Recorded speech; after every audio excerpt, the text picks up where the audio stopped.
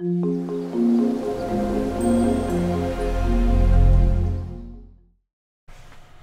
and welcome. I'm Jenny Hall. Thanks for joining me for another card making tutorial.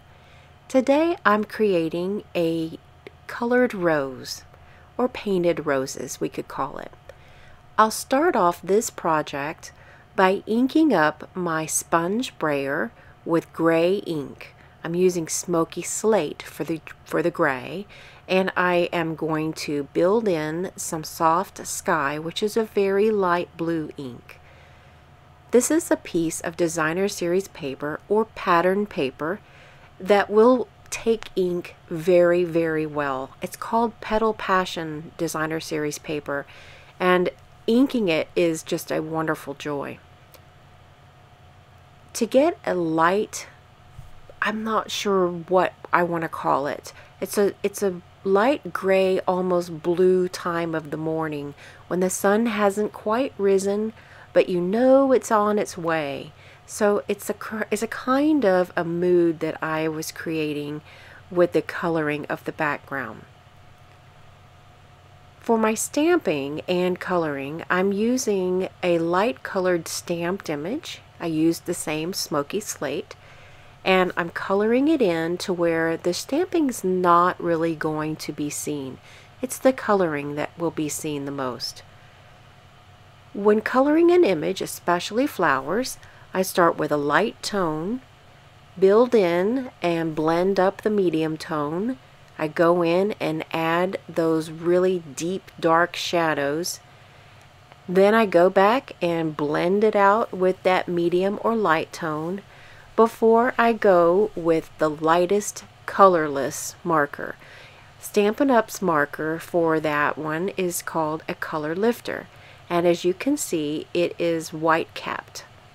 So there is no color. Instead, it pulls the color away or pushes it away from the top of the paper so that you can get some highlights. That is the part that I most enjoy whenever I'm coloring florals.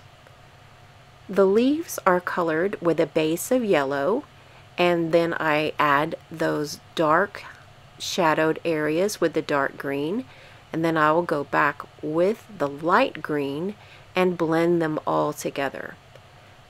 I'm not sure if you can tell, but I try to use the bullet end more when I'm blending than whenever I use the long elongated tip, the brush tip, because that brush tip just really takes a beating. So here is the part I really wanted to share with you.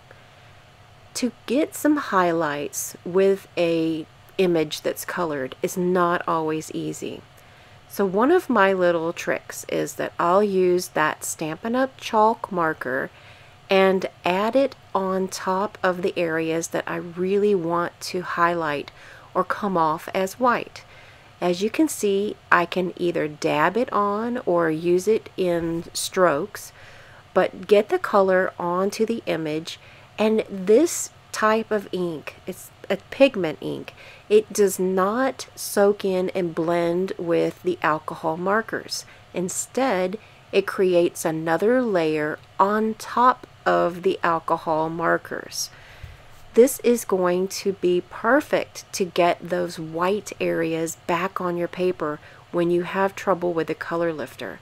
Even I can't quite get that color lifter to go as light as I need to sometimes. That's when that chalk marker is just the right trick. So if you try this, please let me know by leaving a comment or send me an email. I'd love to hear if you have had success with it as well. I'm mounting all of the things together, and I've got these grays and blues, and for some reason it looks very, very dreary at this point. So grabbing a piece of white paper, and look what happens.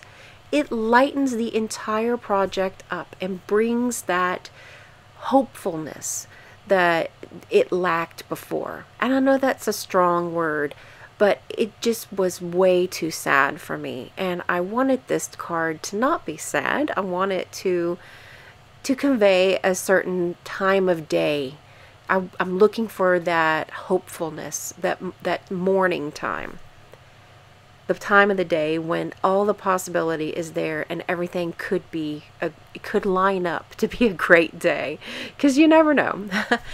So for the colored image, I have added a bit of the die cut with the white Dazzling Diamonds Glimmer paper.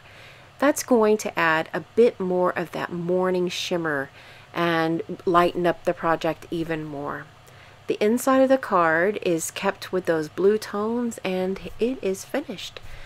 I hope you enjoy this process video and that you will let me know how you feel about those chalk markers and adding the effects with it. It's something that's very unique, and it might be your new technique. Thank you so much for joining me today. I'll see you in the next video. Hi, my name is Trip. Thanks for watching the video. See you next time.